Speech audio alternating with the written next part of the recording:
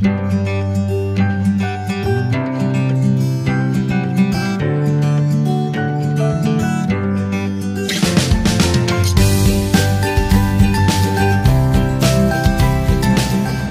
Kiram.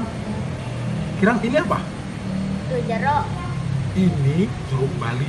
Kita bisa menanamnya di pot dan bisa berbuah dan dia bisa besar sekali. Rasanya manis, agak sedikit asam dan seger. Kiram suka makannya? Mau? Oke. Nanti kita akan belajar bagaimana cara menanamnya agar para sahabat bisa belajar juga untuk bisa menanam di rumah ya. Oke? Nanti kita ajarin ya. Oke, terima kasih Kiram. Assalamualaikum. Kamu kok diam aja? Diam lah, Pak. Kenapa? Kalau aku dimasukkan rumah, nah aku dimasukkan rumah. Jadi aku diam aja. Enggak lah, kita nggak masuk rumah. Kan kita mau syuting dulu cara menanam jeruk di pot. Iya, Kiram nggak mau masuk rumah. Kiram mau main di luar ya? Oke, yuk kita ikut papa ya. Kita tanam dulu. Udah yuk. Allahu Akbar.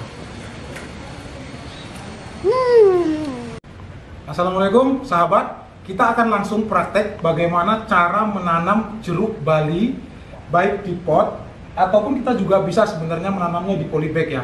Oh ya sahabat, sebelum kita praktek saya ingin mengingatkan sekali lagi.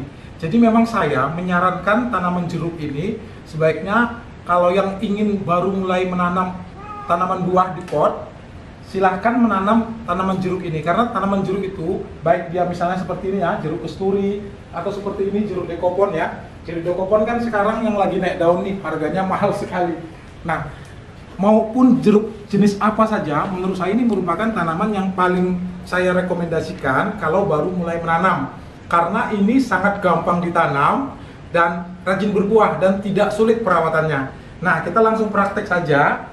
Yang pertama kita harus siapkan bibit. Nah, bibit jeruk itu bisa dua, bibit dari semaian biji atau bibit dari vegetatif. Vegetatif itu bisa dari proses okulasi ataupun dari cangkokan atau bisa juga dari stek ya. Nah, saya menganjurkan sebaiknya kita memilih bibit yang dari vegetatif, yaitu cangkokan ataupun okulasi ya, karena dia akan sangat lebih cepat berbuah. Kalau dari biji 3 tahun, 4 tahun, 5 tahun nanti belum berbuah khawatirnya. Ya. Nah, tips memilih bibit itu, pilihlah bibit dengan percabangan yang bagus dan terlihat sehat ya. Kemudian usahakan tinggi bibit itu minimal 30 sampai 40 ya. Nah, kemudian kita juga menyiapkan media tanam. Cara menyiapkan media tanam saya sudah jelaskan secara detail sekali apa saja campurannya, bagaimana cara memberi pupuk dasar dan bagaimana cara memfermentasinya. Silahkan sahabat menonton ya. Saya sertakan di link bawah. Nah, jadi ini media tanam yang sudah kita campur dan sudah kita fermentasi. Kita buat lubang saja seperti biasa. Oh ya, sebenarnya kalau untuk teknik menanam ini, saya yakin hampir semua sahabat pasti bisa. Jadi yang paling penting itu adalah perawatannya, yaitu pemupukan dan yang lain-lain agar dia bisa berbuah. Karena itu sahabat harus sabar menonton sampai selesai agar bisa mengetahui bagaimana cara menanam jeruk di pot ataupun di polybag agar bisa berbuah lebat dan banyak seperti ini ya. Nah, ini seperti ini. Kita sudah buat lubang di tengahnya.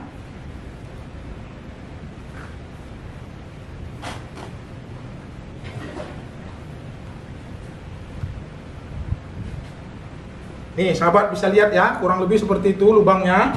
Kemudian bibit yang sudah kita siapkan, kita buka saja. Seharusnya ketika kita mau memindahkan, jangan disiram dulu 2 hari agar ini tanahnya tidak gampang hancur ya. Tapi ini sudah kadung disiram sih tadi pagi, tidak apa-apa.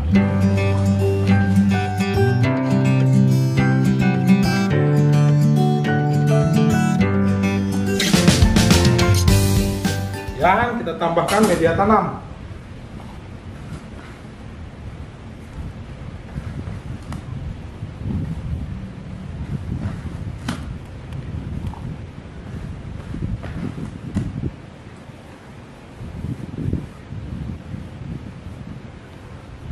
Langkah selanjutnya adalah melakukan penyiraman. Kemudian tanaman yang baru kita pindahkan ini kita letakkan di tempat yang teduh agar bisa beradaptasi. Setelah 2 atau 3 minggu ketika muncul tunas-tunas baru, dia harus ditempatkan di tempat yang panas ya. Karena tanaman jeruk ini agar dia rajin berbuah, dia harus cukup mendapat sinar matahari. Nah, ini kita siram ya sahabat ya, sebentar ya.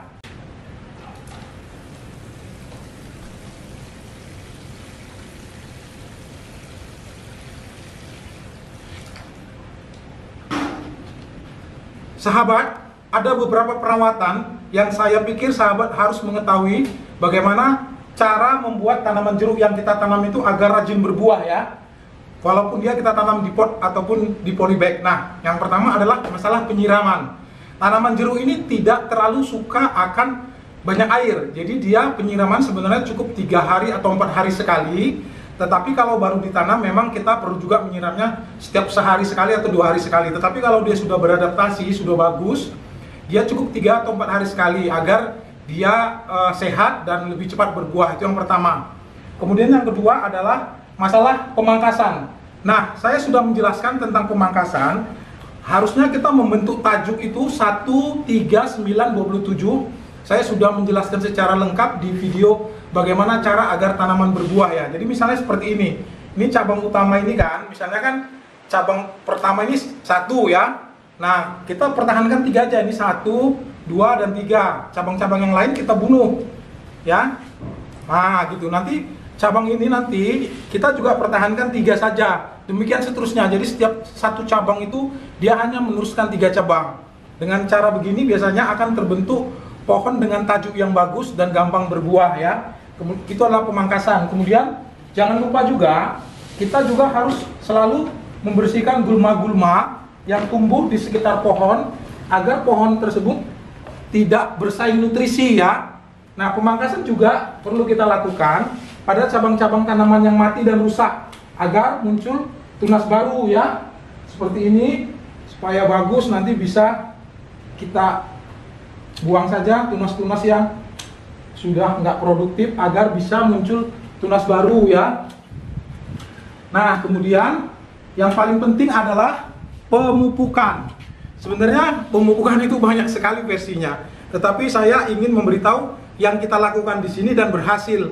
Sebenarnya kita bisa menggunakan pupuk organik. Cara membuat pupuk organik NPK itu nitrogen, fosfor, dan kalium dari bahan-bahan yang bisa dibuat sendiri. Saya sudah buatkan videonya, silahkan lihat di deskripsi. Tetapi kalau mau gampang, kita juga bisa menggunakan pupuk NPK biasa ya. Nah, jadi pemupukan itu biasanya kita lakukan pada 1 bulan setelah penanaman, kemudian usia 4 bulan dan 8 bulan. Nah, setelah 8 bulan biasanya jeruk itu sudah mulai berbunga dan berbuah. Nah, caranya hanya sedikit saja, 1-2 sendok. Kita letakkan di pinggir dari tajuk tanaman. Jangan dekat dengan batang karena nanti bisa membuat tanaman rusak dan mati. Ya, kita bisa kocor campur dengan air dan disiram, ataupun kita taburkan di sekelilingnya, kemudian kita timbun dengan tanah sedikit ya. Nah, NPK ini kita berikan pada usia 1 bulan setelah tanam, 4 dan 8 bulan. Kemudian kita juga bisa memberikan pupuk kompos sebagai tambahan ya. Pupuk kompos sebagai tambahan. Ini bisa sebulan sekali, 1 atau 2 genggam saja. Nah, kemudian satu tips agar kita bisa mendapatkan pohon yang berbuah lebat dan tidak rontok dan busuk.